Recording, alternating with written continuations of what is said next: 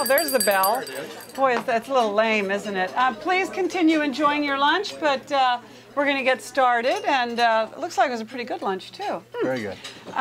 Welcome, Leonard Downie. It's great to have you here. Thank you. It's good to be here. I hope you'll have me back when my book comes out. Well, we're going to get to that. Yeah, no, I have a plan here. Yes, absolutely.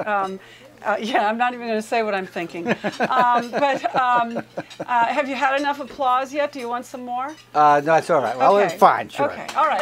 Come on. Why not?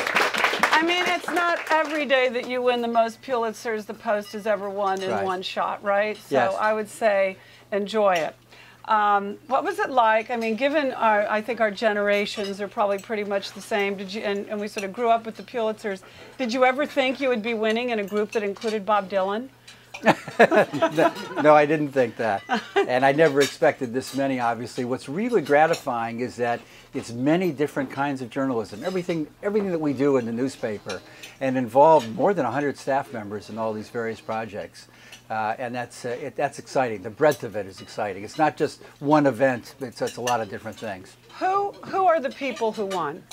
Well, first of all, there's much of the staff of the newspaper that covered the tragedy at Virginia Tech. The shootings Do they each get a little Pulitzer? No, that's a group effort, and their editor will get something. Oh, okay. Does he or she get to take it home? Yes, but there's also a $10,000 prize with that, and as they announced on the day that the award was announced, they're going to give that $10,000 to one of the funds for the families of the Virginia Tech students. Okay, yeah. All right. And that's by a unanimous vote of the editors and reporters that worked on that story.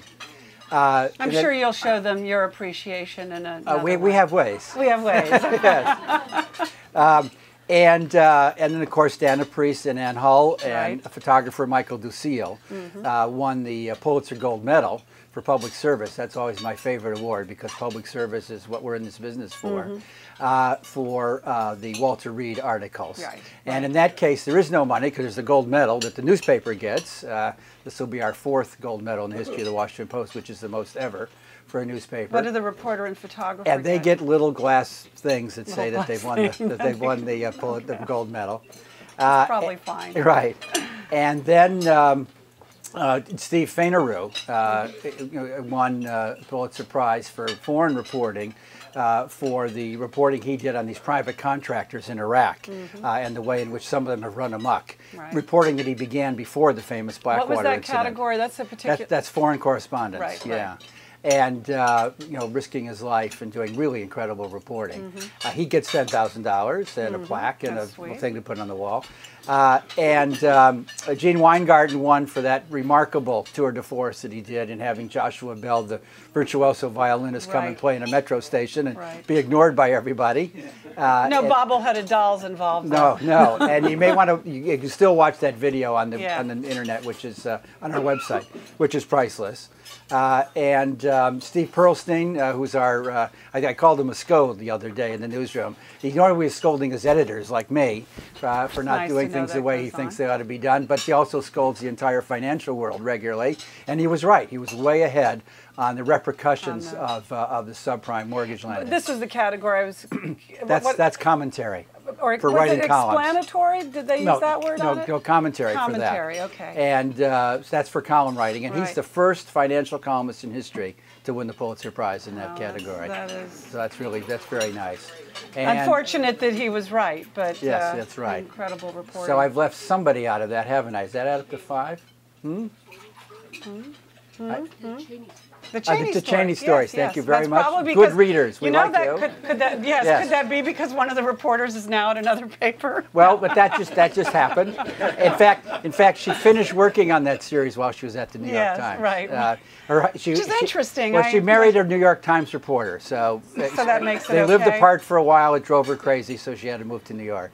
We'll still get her back somehow. I mean, I don't know. If her husband disappears in the middle of the night, you know where to come. Right. We should say her name. Yeah, her name is Joe Becker. Her husband's name is Serge Kovaleski, or known as the traitor in our newsroom. I owe that to my wife. Who, but you've done your throwdown, so now he's on notice. Right. And Bart Gelman is the still Washington Post reporter, worked on that, and that was remarkable. That was actually an assignment from me, because I wanted to know, I thought our readers wanted to know, how did Dick Cheney really operate in this administration? There was this thing that, he was like the substitute president, which is not so. The president makes his own decisions, but Cheney had a way of working his will within the administration, and we wanted to figure out how that would happen, and it was really hard work. In fact, at first, Bart didn't like that assignment because he thought it would be very difficult to do, but they were remarkable reporters, and they were able to show us with a number of specific examples in different areas, the environment and business and terrorism policy, in which he showed how Dick Cheney worked his will within the administration. As an editor, have you found sometimes that in handing out assignments, have reporters often come back to you and the assignments that they didn't want from you were the ones that turned out to make an enormous difference for them? That's sometimes the case. But sometimes we have stupid ideas too, editors do. And they're ignored, and that's good. Yeah. But it's sort of like working for Richard Nixon. You can't do everything he says. So those are the winners. But much of the best of the journalism actually comes from reporters themselves. We try to hire journalists who are not just self-starters, but really creative in their approach to journalism, really enterprising. Because when you're sitting in an office like I am, you may have occasionally a good idea, like, what's Dick Cheney really doing? Yeah. But most of the time, you don't know what's really going on. They do. They find it out, and they bring it to us. Was there a kind of redemption in this? I mean, in that you have been not just your paper, your industry, even you, in the mix so much lately as an industry on the ropes, a profession that's changing, rumors that you're taking a buyout. So much that was probably heavy, and things you didn't want to comment on, or if you had to comment on, it wasn't always with good news. Right. And then Monday, that's what I mean by redemption. But yes, but of course, this is an industry in enormous transition. I think that, oddly enough, the journalism about a lot of this is overly negative because we're just talking about this at our table. Newspapers are not going to disappear. This newspaper is not going to disappear. Right. But it's evolving. More of our readership now is on the internet than in print. That's not a bad thing. It means our readership is larger than ever. These stories that won the Pulitzer Prize had millions of page views on the web. They were read by more people than would have read Pulitzer Prize winning journalism 10 years ago. That is a good thing. But getting from one place to another involves a lot of change. And change can often be difficult and scary. And economically, figuring out what the model is very difficult and has been a problem for many newspapers. And we're having to downsize some too, but we're still going to have a large staff. But you're right, this was really a great affirmation that we're on the right mission in what we're doing at the Washington Post. So you can still do this kind of journalism in this climate. The Washington Post would probably survive in this climate. You could probably keep, even if it wasn't profitable, the company's so big, you could keep publishing a newspaper. Yeah, we like being in the education business. Yes, well, I know you do.